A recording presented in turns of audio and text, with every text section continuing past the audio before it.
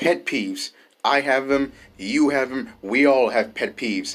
And I'm going to be talking about them in the world of Transformers because there are quite a few minor things that I just find a little bit irritating, and I can't be the only one who thinks this.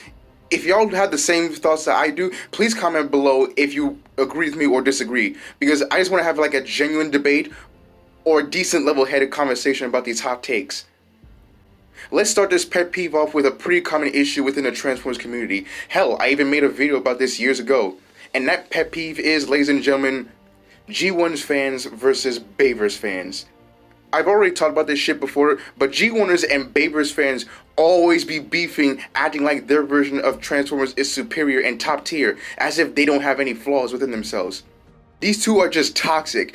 Not as toxic as league players, but they be in their feelings too damn much. There are G1 fans called G1ers. Basically, if it ain't G1, it's shit. It includes Beast Wars, Animated, Unicron Trilogy, Robots in Disguise 2001, Robots in Disguise 2015, Rescue Bots, and even the War for Cybertron and Fall of Cybertron games. Those things can't even catch a break. There are normal G1 fans that just prefer G1, but a majority of them are just borderline obsessed with the G1 cartoon. Now, for bayverse fans, these guys are similar to G1ers, except most of them will admit that their movies are flawed. I mean, out of the 5 movies, they'll tell you that the '07 film and Dark of the Moon are the only likable Transformers films. But if you say anything about them not looking like their G1 counterparts or resembling their counterparts, they will not hesitate to spin the block, even going as so low as sending death threats. I'm sorry, but if you're that type of person, you're a corny, emotional ass person that takes shit way too fucking serious. Weird, buddy. You're weird. I said this plenty of times when it comes to the beef between these spawns of glitches, and I know it's gonna sound like I'm siding with G1 fans, but just hear me out for God's sakes. I understand that this is Transformers we're talking about, where Transformers from different continuities look completely different. But on one hand, I prefer characters being adapted to their original counterparts, as in capturing the look and the soul of that character. But on the other hand, I personally don't mind them changing or even altering their designs as long as the characters are recognizable for both old fans and new fans. For instance, Pablo, a very controversial character. If they took Wheeljack's head and put it on Pablo, I wouldn't mind it at all.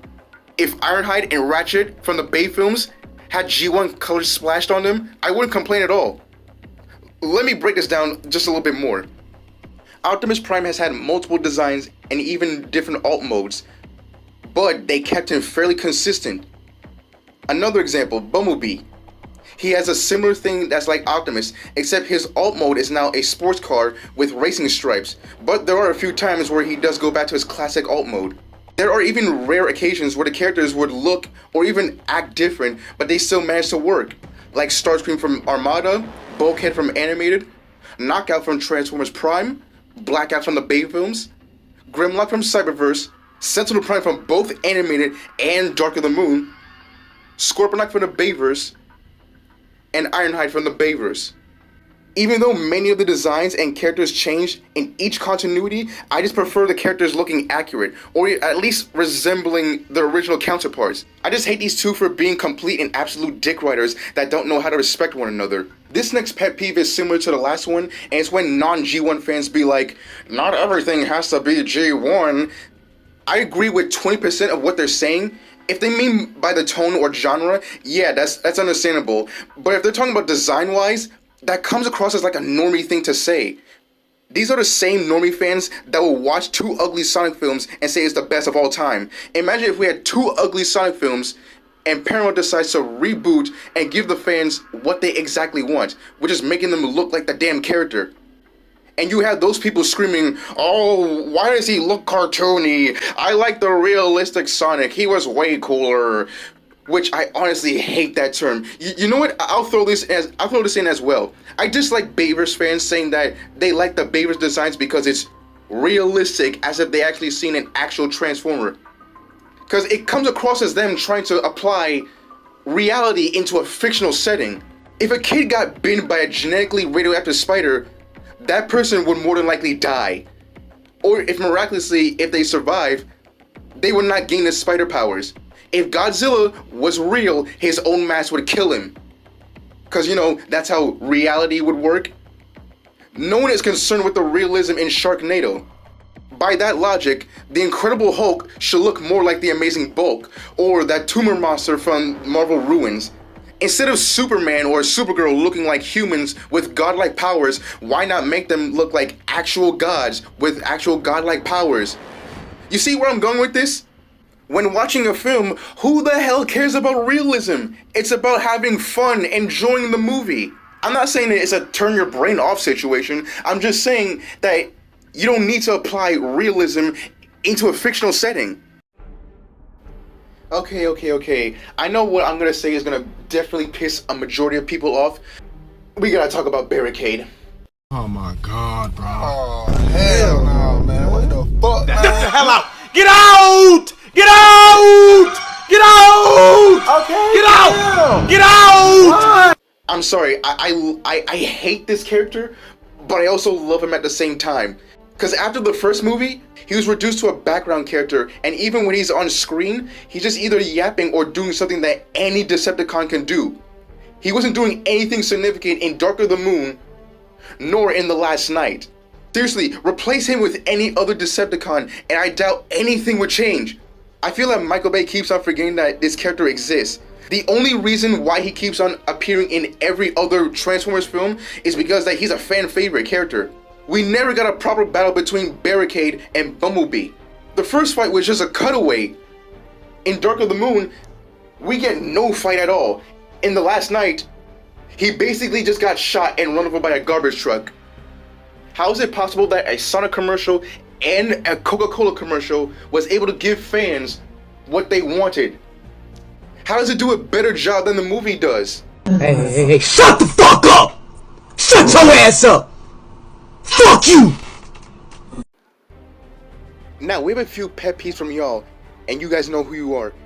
If you want your pet peeves in the video, or in the future video, just comment below, or DM me on Instagram. And this one is coming from Shadow Eagle. People saying cars have hollow parts as an excuse for robot modes being tiny. There are robots, not cars. Now, are we talking in media or on Transformers figures? Because I can agree when it comes to media, because Transformers can move and shift their parts around. So I don't understand why that would be an excuse. If you're talking about Transformers figures or toys, yeah, I 100% agree with you on that. I hate Transformers figures where they have hollow or gap parts. I don't know if I have OCD, but seeing those on figures are just distracting. For example, look at Prowl and Perceptor. Do you see how Prowl has the hollow gaps in his legs? It looks like they're being carved out. Now look at Perceptor's. His legs are fully closed. Yes, you can see that there's a gap in Perceptor, but you know what I'm trying to say. Let's look at War for Cybertron and Armada Megatron. Do you see how War for Cybertron Megatron's arms is fully closed? There's no gap in here. Now look at Armada. There is a gap here. That would be distracting for me. Now let's look at War for Cybertron Wheeljack and Studio Series Ratchet. Rest in peace, my boy. Do you see how on War for Cybertron Wheeljack, his leg has a huge gap in it? That's distracting for me. For Ratchet, 86 Ratchet, there is no gap. It's fully covered. I just want the figures to not have any gap or hollow parts in it. I just don't want to be distracted how it looks, because I can't unlook it. And those are pretty much the pet peeves I have. If you have any general thoughts on these takes, please comment below, because I really want to engage with y'all and see if y'all have any other pet peeves that I might agree or disagree with. Anyways, give it a like, comment, or sub for more videos that'll be grooving onto you soon. Anyway, I'm out of here. Stay groovy, y'all. Give the video a like, give the video a shout out, above all, give the channel a groovy subscriber.